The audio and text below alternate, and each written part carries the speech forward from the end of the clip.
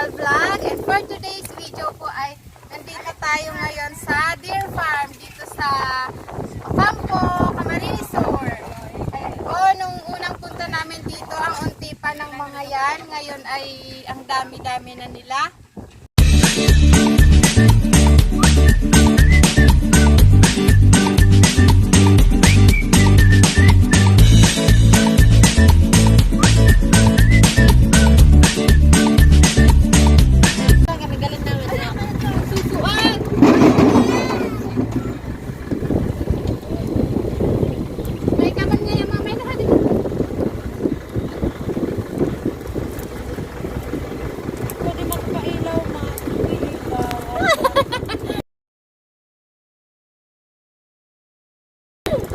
Gagain ng kamay.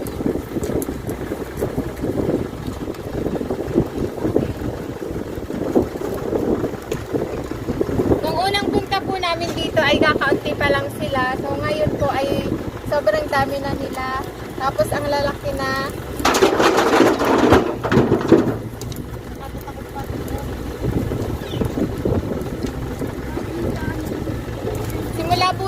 Simula po nung may nagkaroon ng COVID, hindi po sila nagpapapasok sa loob. Kaya dito lang muna tayo sa labas.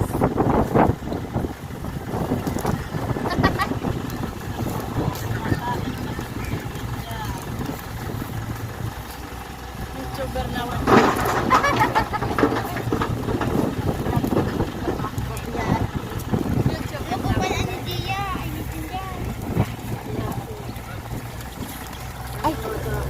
Wag. Tumoy ka sa ng pakaunon. Ah! Nag-uunahan.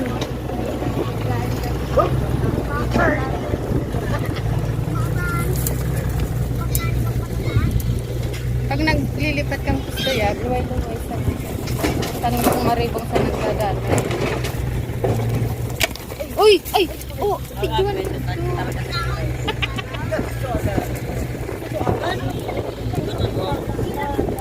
Lang laba naman kaya kasungoy ka ni O.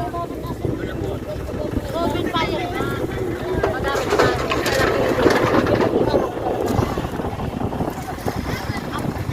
Baka ababayi o da sungay. Tay narote na kumalik ito ng kabot mapit ni if.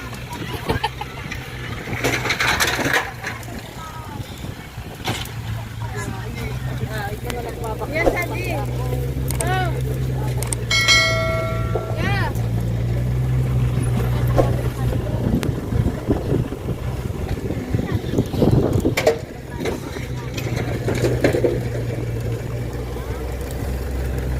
Dapat abot man at yung sa tutulo. Damo naman kayo gano'n.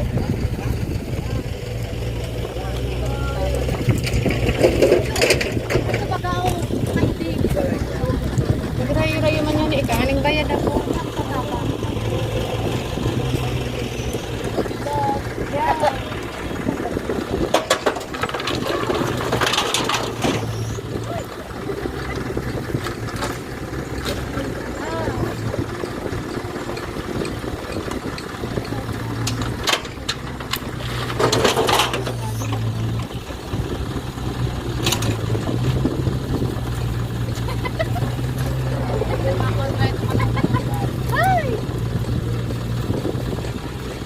Ay, di, sa taas mo kaya, sa taas mo.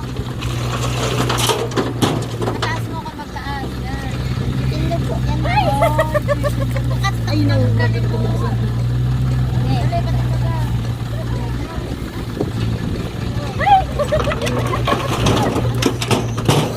Yan. Taas mo ka, Nes. Taas. Mag-drop mo dyan.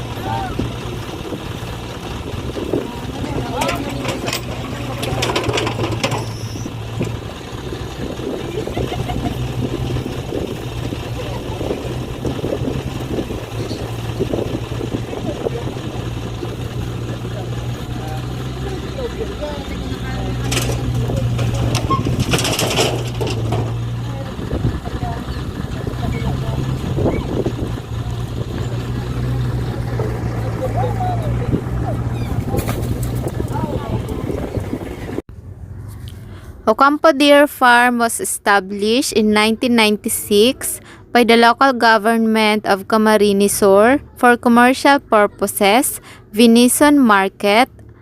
To be more specific, their skins are converted to leather goods and their crowns are harvested to be used as ornaments and other medicinal purposes.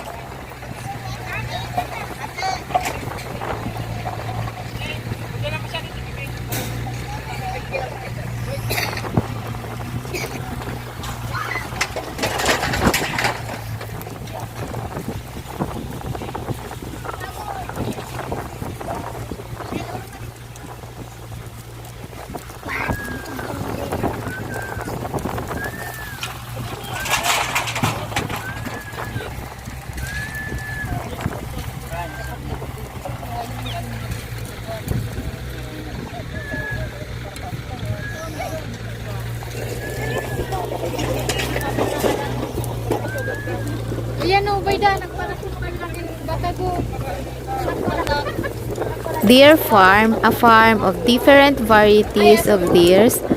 This farm is a project of the Provincial Government of Camarines Sur and located at Barangay Santa Cruz, Ocampo Camarines Sur. Hundreds of cheerful deers frolic on the rolling foothills of Mount Isarog in the rustic town of Ocampo Camarines Sur. It is a sight seen only in the rolling plains and savanna of New Zealand or Australia.